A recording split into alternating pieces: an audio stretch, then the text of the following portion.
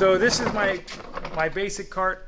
It's cheap, kind of junk, but it has some functionalities that I find a lot of value in. I like the magnet sides. I keep my razor blades there, and it has a little ridge that doesn't allow the razor blade to cut you.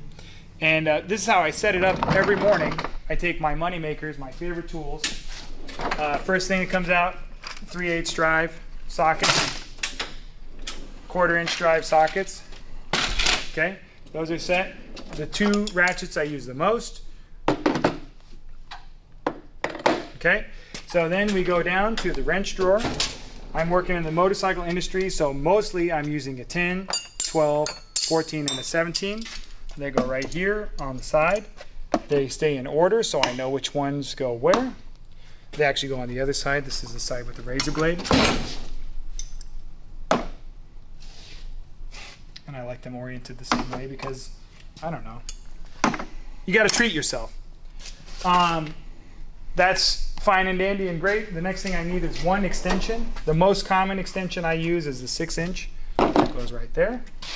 I have 3 more slots for screwdrivers. So I like this one. I don't know why. It just gets used the most. A smaller flat blade, and my JIS compliant number 2 goes there. I have pliers needs, of course. So I'm going to go ahead in my pliers drawer. I'm going to grab my slip joint, or what some people call channel lock, tongue and groove pliers, my Lindsay Coyle pliers, and I also like to have a pair of side cutters just up in that top box. 1, because they don't fit in these little holes, but 2, you kind of just need those quick handles. And then reaching in here, I grab my 3/8 impact electric, 1/4 drive impact, my screwdriver. And this usually has this bit in it because it's the most common one. So I just leave it just like that.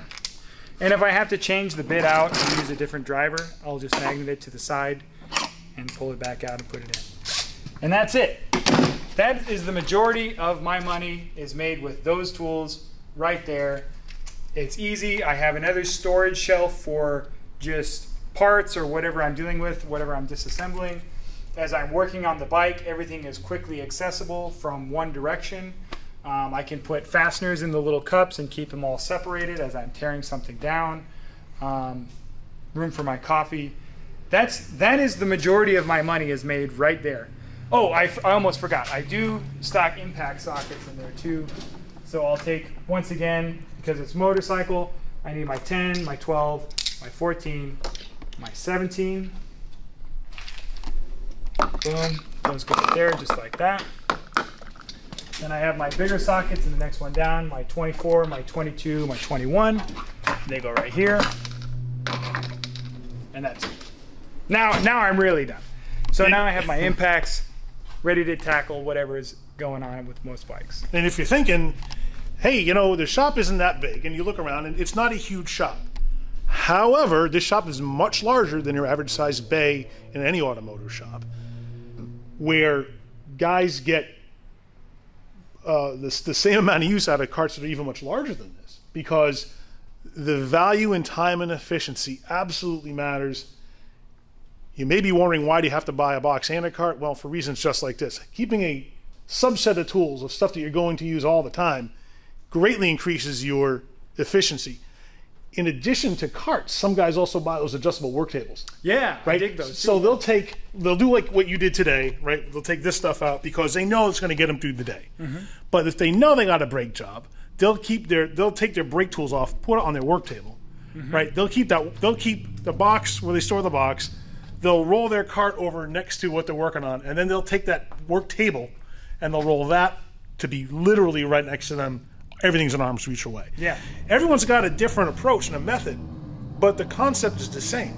Yeah. You break down your tools into more usable selections, and that's what gets you through the day and keeps you working efficiently instead of running back and forth between your box and the bay. I was told by a technician, you know, who had he was an older technician who had fewer tools than most technicians of his seasoning had.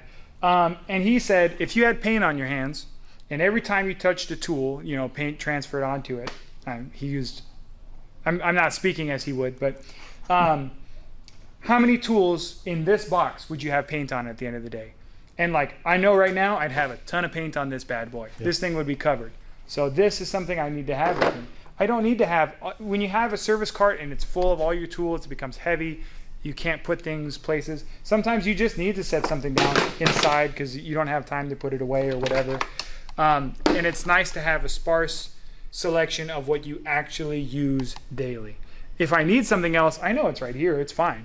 But I don't need to unpack or wheel around everything. And this is nice. As I'm working here, usually on a creeper seat, you know, everything is at eye level. If I need something from the back, you know, it turns around, I have it. Everything kind of just goes that way. So absolutely love it. Don't know if I could work any other way now.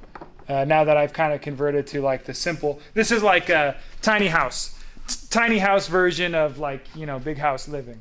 You know, the absolute bare necessity and what you're really going to use on a daily basis. Can't thank you enough for taking the time and sharing all your knowledge and experience, and it's been terrific, so I appreciate it. Yeah, thanks, Lindsay. Yeah, it's been a great time. Check out Garrett's YouTube channel, Garret Seesing. I'm going to leave a description a link in the description below.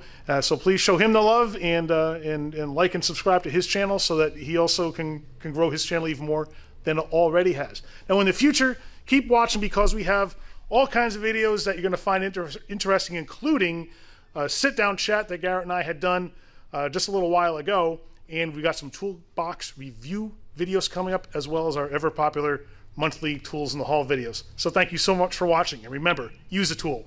Don't be one.